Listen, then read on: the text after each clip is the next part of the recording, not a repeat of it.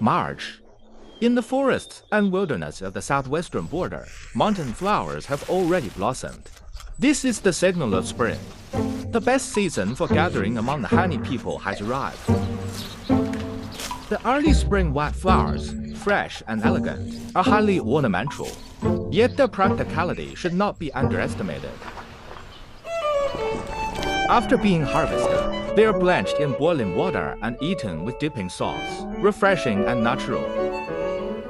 After being cleaned and steamed, steamed vine vegetables are also served with dipping sauce, making for a seasonal treat. The brightly colored firecracker flowers, however, are used in a warm and comforting dish. Rice is soaked in water for about 2 hours, drained, and then pounded into rice flour. The firecracker flowers, along with ginger, camphor leaves, and leek roots, are pounded together. Once all the ingredients are brought to a boil, the rice flour is gradually added. While stirring constantly and adding water repeatedly, this process is done several times. After cooking, mint is added. The firecracker flour porridge has a very unique flavor, combining the rich aroma of rice with the spiciness of herbs in perfect harmony. The Hani people are skilled at discovering the right ingredients together for each season, embracing nature's gifts. And when the white flowers bloom, spring tea begins to sprout. Before the busy tea-picking season starts, Xishuangbanna and Buma still have some free time to slowly prepare a table of dishes, awaiting the return of their children from the city tonight.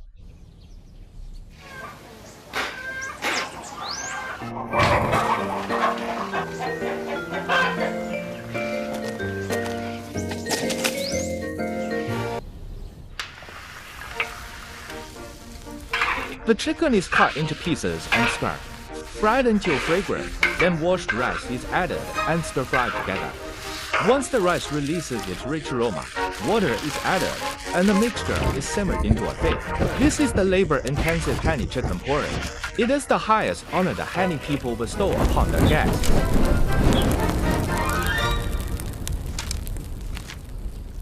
Here is another traditional Hani delicacy, dried pork jerky. Fresh pork is cut into strips, salted, and mixed well before being left to marinate for a while. Then, it is strung up and hung over the hearth to roast. Fish can also be used to make jerky in the same way. These time-intensive foods are the first dishes Xishuangbanna and Buma start preparing.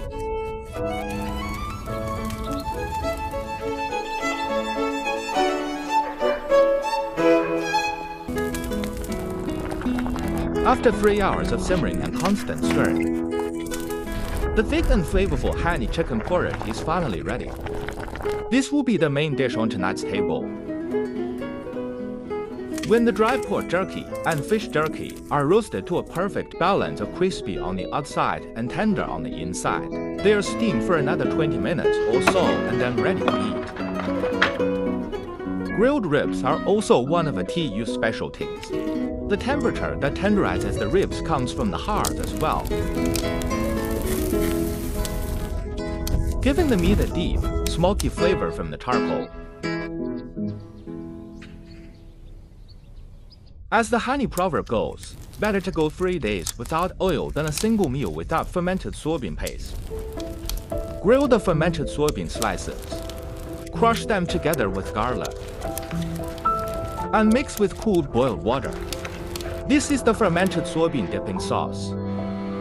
In every bowl of dipping sauce, the essential ingredients are always fermented soybeans, salt, and chili.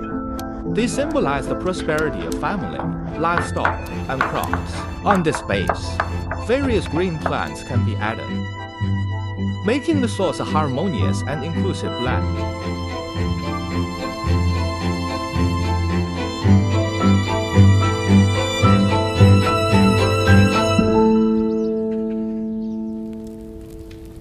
Hani cooking is inseparable from the hearth, which is also the center of the home.